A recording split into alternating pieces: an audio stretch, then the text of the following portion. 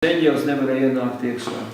Nāves eņģelis nevarēja ienākt iekšā Izraēla namos, tur bija gaisma. Un tev tu zini, ko nozīmē gaisma. Šodien viņš ir gaisma pasaulē, gaisma spīd tumsībā, or jahšā, kas nāk uz mums, uz visiem nāk. Or jahšā, tā ir tā gaisma, kas spīd. Un tagad gaisma spīd, tumsība neuzņem, viņš iet cauri, tie fotoni garīgi.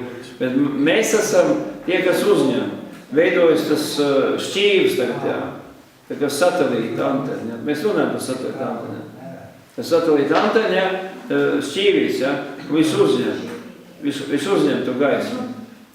Un mēs viņu atstarojam tālāk, jā. Tātad tur bēgais simbols iekšā, viņi to sapratuši, tā jau darbojās universitātē visu tā uzbūvi, ja? Kad ir vajadzīgs šķīvis uztvērējs, keliot, ja? Vai kelī, ja? Kas uztver to, ja? Bet ar to vien, ka tu vienu pannu noliks uz jumta, tu nevarēsi televizorā neko redzēt, ja?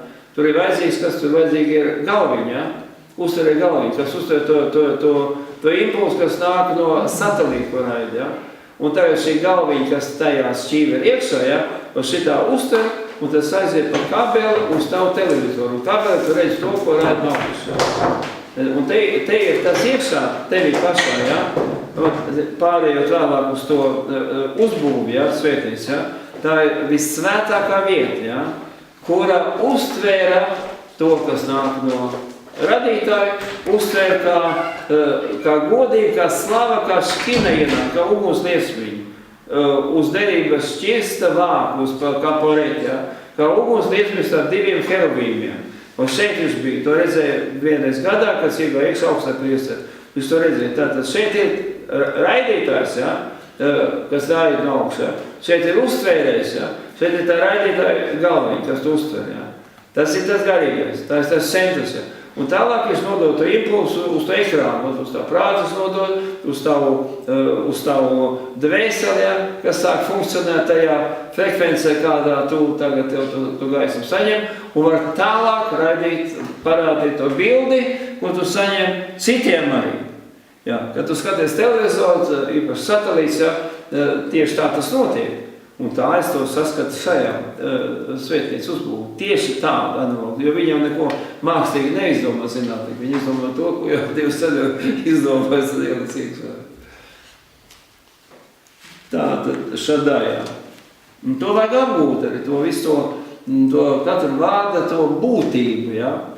Ko visu runāt. Ja? Un tik ilgi tu viņi izrunā. Un tu lasi vēl un vēl raksta vietas, ko agrāk jau ir nosaucts saistībā El Šadājā. Bet ir vēl tāds vietas, ja? Un beigās tev tas sāk funkcijas, tev sāk darboties. Un tas vēl vaļā tos ceļus gaismē, kas pūs no radītāja. Tā 8. Rahum ve Hanun. Un tūkumā tas nozīmē žēlastības pilnais. Vai Hanun, jā? Jā, Hanun. Rahum ve Hanun.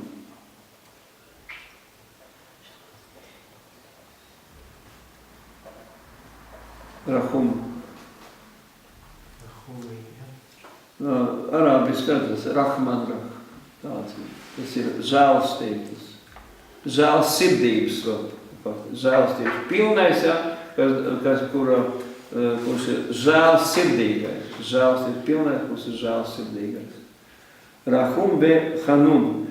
9. ir Ram, pirmais vārds. Ve, tas ir un, jā, Nisa. Ram ve Nisa. Tas nozīmē augstais un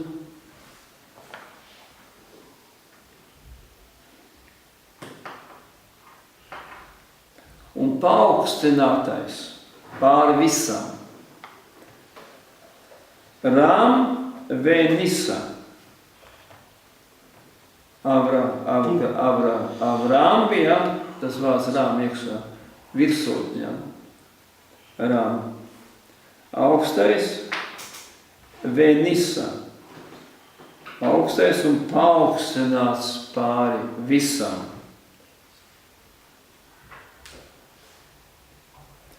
Ram Venisa. Ram Venisa. Un 10. Tas ir garāks vārds, ja? Tulkums būs tāds, kas atrodas augstumos, svēts ir viņa vārds, un svēts ir viņš pats. Ja tas pirmais bija, iepriekš bija ceļš, tā kā uz to, ja, augstien, ja? Bet viņš ir augstāks pār augstieniem. Ja? Un šis tagad, kas atrodas augstumos, svēts ir viņa vārds, un svēts ir viņš pats. Ja? Un pierakstam ebreju valodā. Es varbūt uzrakstīšu, jo tev var kaut ko nesadzirdēt.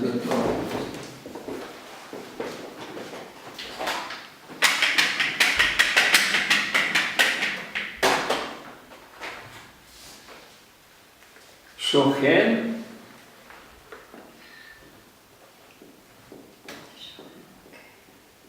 Shochen. Ad Marom. Ad Marom. Marom. Shochen ad Marom. Tātad, kas atrodas augstumos. Shochen ad Marom. Vekadosh Shmo. Ve un Kadosh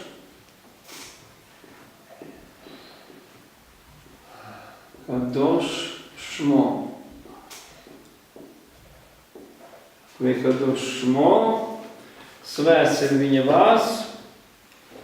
Ve un Ve Kadosh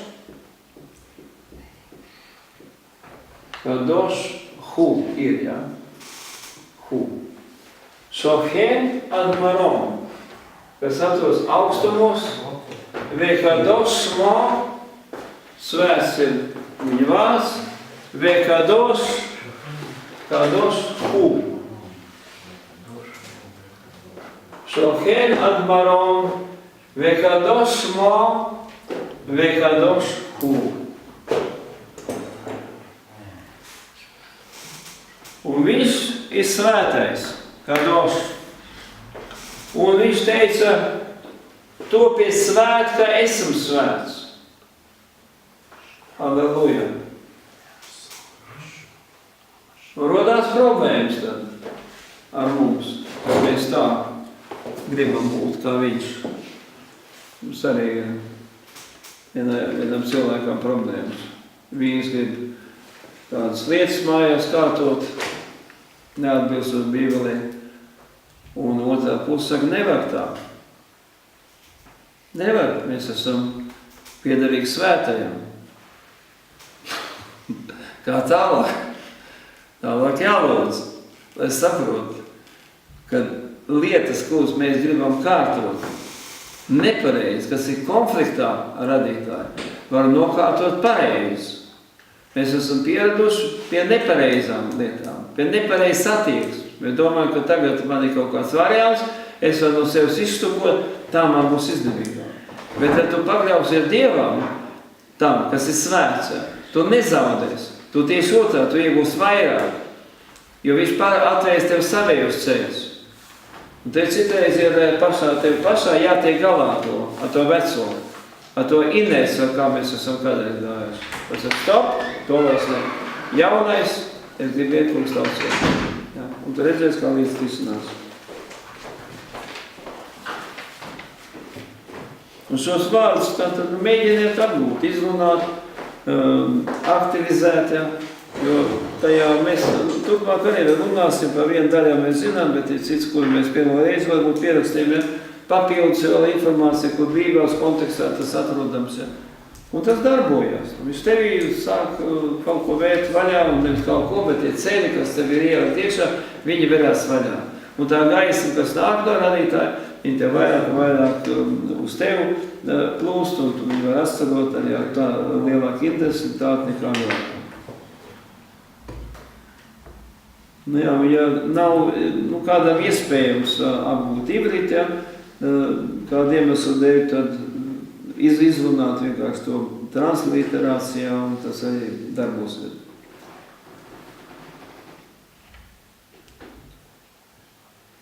Tā, un tevī sāk attaisīties vaļā tie, sāk darboties tie, ko sauc par atribūtiem, kas ir iesaist 11. nodaļā, 3. pantā.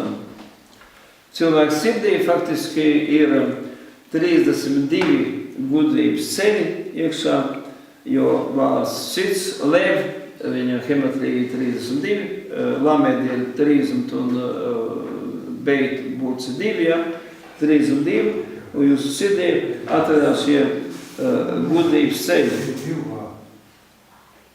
Un sāk plūst vairāk un vairāk Mesijas vai Kristus gaisma orjašā. Tā sāk plūst vairāk tev iekšā. Un šo dzīvības gaismu plūsmu nevar atbrīvot ar kādiem ritualizētām izdarībām, ar liturģijām vai psihotehnikas kādu ezotērismu palīdzību.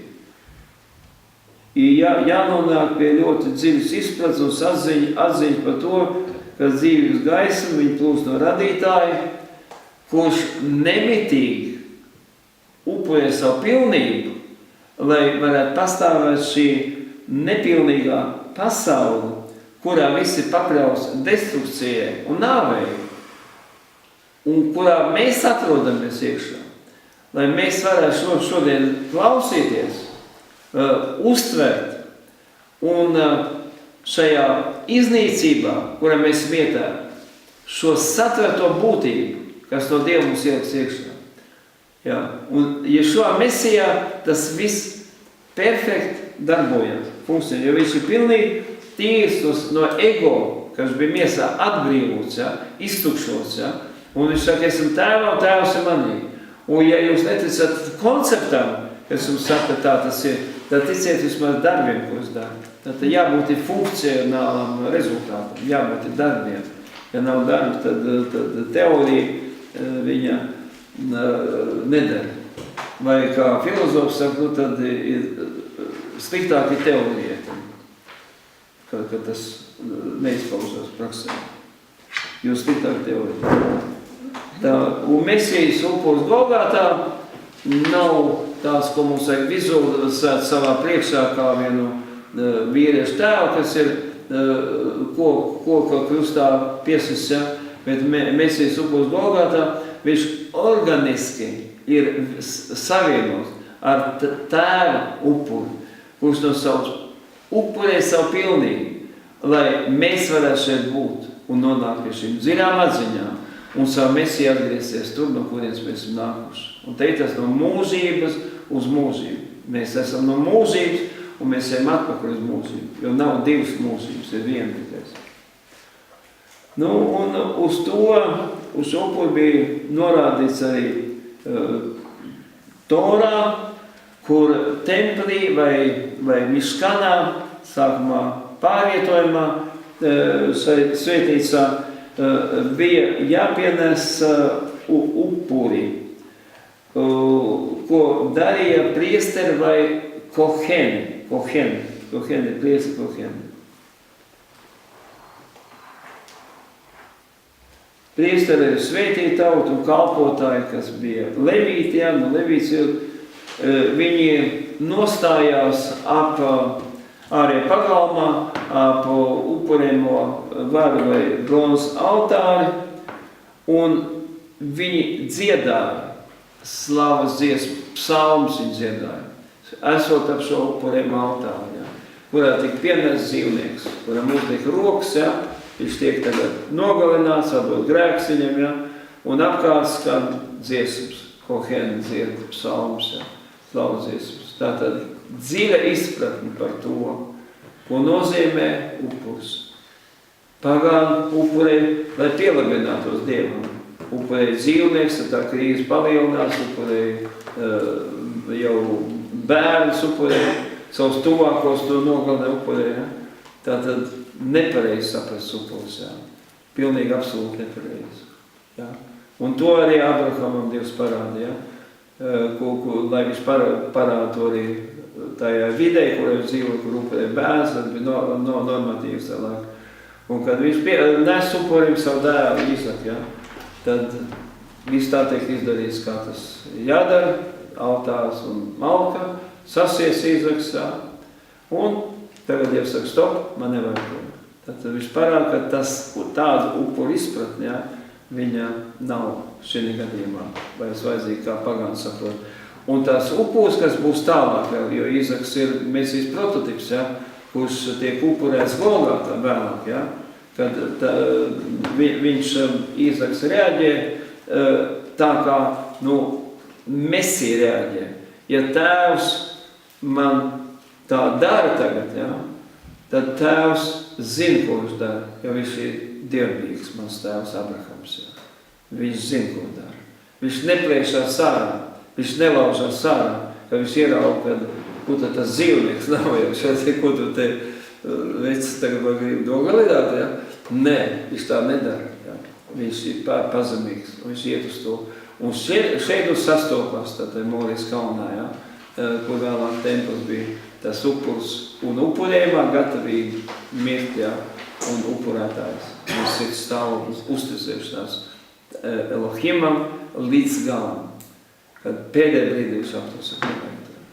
Saprot, tā upura būtība kāda ir. Un tur apkārt tie kohēni dzied slavas dziesmas, jā. Pie šī altāra, kurā tiek upurēts dzīvnieks. Tauta vai vienkāršie jūdi, kas Jehudi pašu to sauc, jā, parasti ebreji, viņi lasa un izrunā lūkšanas, kur tēma ir par pasaules radīšanu.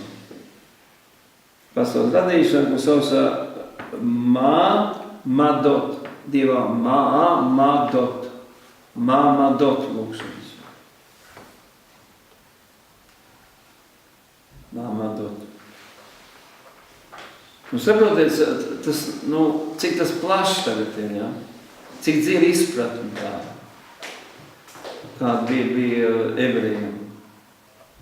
Izprat par svētnīcu, kas tur notiek. Tā nav ritualizēta izdarība. Tas ir saistīts ar augstāko gudrību, ka tu to sāc redzēt arī šodien, šajā brīdī. Tad tas jāredz. Ka viss ir uz upuri. Un ja tu neesi uz to gatavs, vai tu esi pārgalvīgi gatavs, kā Pēters, tad pienāk brīdis, kad tu sapratīsi tā īsti līdz galam pareizi. Kad tā situācija nobriest, kad tā apstākļi nobriest, ja, tad bez tā nevar. Tas ir tas martirus vai kiduš Hašem vai svētīšanas upurēšana vārdā. Ja. Tas nav tas, ko šodien dara Islam šahidi, ja, kad viņi apsienas līdzekļu josam, kur ir vairāk cilvēki, sievietes un bērni, tur iet iekšā un raupa vēsis. Tā ir slepkavība, par ko būs jāsēd ēles ugunīs jāmosas. Tas nav upurs, ko Dievs grib. Šādā veidā dievišķā gaisma, Or Jašar, kas nāk no radītājiem, viņa plūda uz šo upuru altāri un tika atgriezta atpakaļ radītājam. Caur šo, ko mēs mācāmies, šie izpratē, ko koheni dzied, slavzies, psalms, ja, un šie viss pārējais, kas ar to notiek, tas ir vērsts uz vienu mērķi, lai to dzīvību gaisu, kas nāk uz mums, atdot atpakaļ radītājiem. Atgrieztā gaisma, ko mēs dodam atpakaļ, kas iziet kāds satelīta uztvērtais impulss, caur to galviņu šķīvi, iet uz televizoru, ja, kur parādās jau šī bilde, kur sūta satelīts, ja, Un te mums ir šī redzējums, šis vīzijas, ja? Un ja mēs to redzam, tas, ko Dievs rāda, tad tas vārds ir spēcīgs, ko mēs runājam. Mēs nerunājam no tā, ka mēs kaut kādu miglīgi redzam. Mēs runājam no tā, ko mēs redzam no šī satelīta, kas tiek raidīts no augstākajā. Ja, un tam ir spēks un vārdam. Tas iet cauri garam, dvēseli miesai, un viņš pāršķēr šo prātu arī un kļūt par sirdsprāta tiesnesi. Ja. Cilvēks sāk apzināties savu stāvokli tagad. Atgriezt tā gaisma Or Hozer.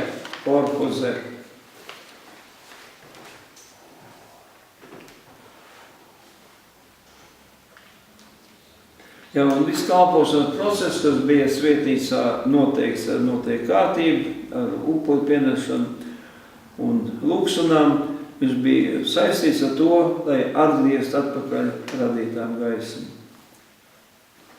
Ja šodien arī, ja, tā gaisma plūst, ja. Un ja mēs skatāmies, kas notiek pasaulē, dažādi pasākumi, grēcīgi pasākumi, ja, kur kaislības deguna tiek uzkurināts ar narkotikām, ar alkoholu, ja, un tiek ar ritualizētām jau šodien varbūt ne visiem saprotamām, ja, mūzikas ritualizētām izdarībām, ja, piesaistīta Dieva gaisma un tiek sadedzināts grēkos, tad šādai sabiedrībai un šādai civilizācijai ir ļoti tuvu klāt gals pienācis. Ja. Jo tas, ko Dievs sūt, ja, ko viņi tagad saņem un dedzina grēkos, ja, lepodamies par tā grēku, ja, tas gatavo viņiem jau soli, jo viņi to izdedzina grēkos, iztukšodami sevi un citus maitādām. Ja. Tā ir bīstama situācija, kas šodien notiek globālas mērogos. Un šie impulsi, tos mēs dodam tālāk, mēs to saņemam paši. Saņemam iekšā tai pašā būtībā. Templī tā bija visvētākā vieta, Kadošim, to sauc Kadošim, visvētākā vieta, kur atradās derības šķirsts. Un šajā derības šķirstā bija ievietots Sinajā saņemtais, Toras rullis, vai tā bija varbūt tās akmens plāksnes, ja, bet faktiski Tora mācība tur ievietot, ja. Un visvētākā vietā drīkstēja ieiet tikai gada augstais priesteris vai Kohen Gadoļ visot. Kohen priesteris Gadoļ ir lielais priesteris, augstais priesteris. Visvētākā vieta bija atdalīta no svētās vietas, parādām to, kur tajā bildē ir, jā, vai paskatāmies, kam ir, jā. Svētā vieta pašā galā, Kadošim, ja, kur ir derības šķirsts, ja, vai liecības šķirsts. Tur ir heruvīmi no zelta virsū un vidū tā Dieva godība, un tālākais jau ir svētā vieta, vidējais sektors, ja, kur bija attiecīgie priekšmeti izvietot. Menora, zelta skatāmā maižu galds un zelta piepināmais altārs. Ja.